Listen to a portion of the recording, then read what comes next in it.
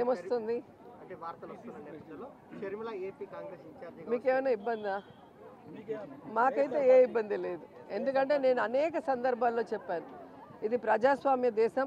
ఎవరైనా పార్టీ పెట్టుకోవచ్చు, ఎవరైనా మేనిఫెస్టో అనౌన్స్ చేసుకోవచ్చు, ఎవరైనా పాదయాత్రలు చేయొచ్చు, ఎవరైనా పబ్లిక్ మీటింగ్లు పెట్టచ్చు. కానీ వాళ్ళు చెప్పే అజెండా ప్రజలకి నమ్మశక్యంగా ఉన్నప్పుడే వాళ్ళు సపోర్ట్ చేస్తారు. కాబట్టి ఎవరో వస్తారు ఏదో చేస్తారని భయపడే క్యారెక్టర్ జగన్మోహన్ రెడ్డిది కాదు అనేది ఇప్పటికే మీకు అర్థమై ఉంటుంది.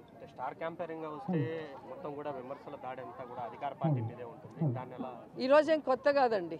ఎక్కడైనా అధికార పార్టీ విమర్శలు ఎదుర్కోవటం ఈ దేశంలో మనం చూసాం. కానీ జగనన్న అపోజిషన్లో ఉన్నప్పుడు కూడా అధికార పార్టీని తిట్టకుండా జగన్ గారినే తిట్టిన దాఖలాలు మనం కళ్ళారా చూసాం. సో జగన్ గారిని చూసి కడుపు మంటతో ఎంతోమంది ఎన్నో మాట్లాడతారు. రజనీకాంత్ డైలాగ్ ఉంటుంది కదా, ఏం డైలాగ్ చెప్పాను కదా నగీర్లో. కాదు దానికి ఏంటి చెప్పు. విమర్శించని నోరు ఉండదు, మొరగని కుక్క ఉండదు, మన పని మనం చేసుకుంటూ వెళ్ళిపోవాలి. అర్థమైందా రాజా అని జగన్ గారు అదే చేస్తారు. ఎవరు ఏం విమర్శించుకున్నా తాను చెప్పిన వాగ్దానాన్ని, తాను ఇచ్చిన మాటని నెరవేర్చుకుంటూ సైలెంట్గా ఆయన పని ఆయన చేసుకోబోతున్నారు. ప్రజలు గమనిస్తున్నారు. కాబట్టి ఈరోజు 2019 నుంచి ఈ రోజుటి వరకు ఏ ఎన్నికలు వచ్చినా కూడా వార్ వన్ సైడ్ అన్నట్టుగా జగనన్నకే సపోర్టివ్గా ఉన్నారు అంటే అర్థం అదే. సో వాడెవడో తిట్టాడని మనం తిడితే ఏముంటుంది. నేను తెలంగాణలో నించుంటే అని చెప్పి అన్నిసార్లు చెప్పుంటాడు పవన్ కళ్యాణ్. నించుంటే కదా తెలిసేది. ఆంధ్రాలో నించుంటే 2 చోట్ల ఓడిచ్చారు. తెలంగాణలో పార్టీ నించోబెడితే బర్రె లెక్క కన్నా తీసిపోయాడు. అంటే ఎంత మీ మీడియా హైప్ చేసినా పవన్ కళ్యాణ్ని, లోకేష్ని జాకీలు పెట్టి ఎత్తాల్సిందే కానీ ఆ జాకీలు ఇరిగిపోతున్నాయి. వాళ్ళు మాత్రం పైకి రావట్లేదు. అంటే అధికార పార్టీలో సంబంధించి సీటు రానటువంటి ఎమ్మెల్యేలందరూ కూడా కాంగ్రెస్ పార్టీకి టచ్లో ఉన్నారని ఆ అధ్యక్షుడు కూడా చెప్పారు. అదే సునకానందం, పచ్చ ఛానళ్ళ సునకానందం. ఇప్పటి వరకు 170 చోట్ల అనౌన్స్ చేయలేకపోయారు. సో ఎక్కడైనా ఎవరైనా కొట్టాడుకొని బయటకు వస్తే వాడికి సీట్ ఇద్దామా అనే ఆలోచన. సో అలా ఎవడొచ్చినా కూడా వాడి ఓడిపోవడం తప్ప ఇంకోటి కాదు. ఎందుకంటే గతంలో కూడా మీరు చూశారు, జగనన్న అజెండాతో గెలిచిన 23 మంది డబ్బు కోసం, పదవుల కోసం తెలుగుదేశం పార్టీకి వెళితే 2019 ఎన్నికల్లో ప్రజలు వాళ్ళని చిత్తుగా ఓడించారు. కాబట్టి ప్రజలు గమనిస్తున్నారు. ఇక్కడి నుంచి పోయేవాడికి రాజకీయంగా సూసైడ్ చేసుకున్నట్టే తప్ప మరొకటి కాదు. ఎప్పుడు కూడా ప్రజలకి మంచి చేసేవాడు, ఇచ్చిన మాట మీద నిలబడే నాయకుడినే ప్రజలందరూ కూడా ఆశీర్వదిస్తారు, ఇష్టపడతారు. అలాంటి జగనన్నతో ఉంటే ఒక ఎమ్మెల్యే ఎంపీయే కాదు కదండి, ఎమ్మెల్సీలు ఉన్నాయి, కార్పొరేషన్ చైర్ ఉన్నాయి. ఎవరికి ఏం సరిపోతుంది, ఏ టైంలో ఎవరికి ఏం ఇవ్వాలో జగనన్నకు తెలుసు. ఫస్ట్ టైం నాకు కూడా జిల్లాలో మరి సమీకరణ వల్ల మినిస్టర్ ఇవ్వలేనప్పుడు ఏపీఐసి చైర్పర్సన్ ఇచ్చారు. సో జగన్ గారికి తెలుసు ఎవరితో ఎలా ప్రజలకి సర్వీస్ చేయించాలి అని.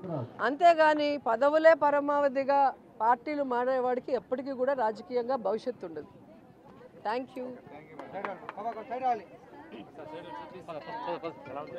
ఈరోజు 175 చోట్ల క్యాండిడేట్లు పెట్టడానికి చంద్రబాబు నాయుడుకి క్యాండిడేట్లు దొరక్క, పవన్ కళ్యాణ్తో జత కలిసినా కూడా ఇంకా కూడా అనౌన్స్ చేయలేని దౌర్భాగ్య స్థితిలో ఉంటూ, రాష్ట్రం సంగతి దేవుడు ఎరుగు, కనీసం నా కుప్పాన్నైనా నేను కాపాడుకోకపోతే రాబోయే 2024లో 175కి 175 అని జగన్మోహన్ రెడ్డి గారు ఘంటాపదంగా చెప్తున్నప్పుడు మనం ఓడిపోతే తలెత్తుకోలేమన్న భయంతో ఈరోజు కుప్పానికి వెళ్తున్నారు తప్ప మరొకటి కాదు. ఈరోజు కుప్పంలో దాదాపుగా 40 సంవత్సరాలు పైగా ఎమ్మెల్యేగా చేశారు, 3 సార్లు ముఖ్యమంత్రిగా చేసి కూడా ఆ కుప్పంలో ఏ కుటుంబానికి సంక్షేమం, అభివృద్ధి అందించారో ఒకసారి చెప్పాలి చంద్రబాబు నాయుడు. ఈరోజు జగన్మోహన్ రెడ్డి గారు ప్రతి కుటుంబానికి కూడా ఈ రాష్ట్రంలో ఉన్న పేద కుటుంబాలకి ఏమి ఇస్తున్నామో సంక్షేమాన్ని, అక్కడ ప్రతి కుటుంబంలో ఎలిజిబిలిటీ ఉన్న అందరికీ కూడా పార్టీ చూడకుండా, కులం చూడకుండా జగన్మోహన్ రెడ్డి గారు వెల్ఫేర్ స్కీమ్స్ ఇస్తున్నారు. ఆ ప్రాంతంలో అభివృద్ధి చేస్తున్నారు.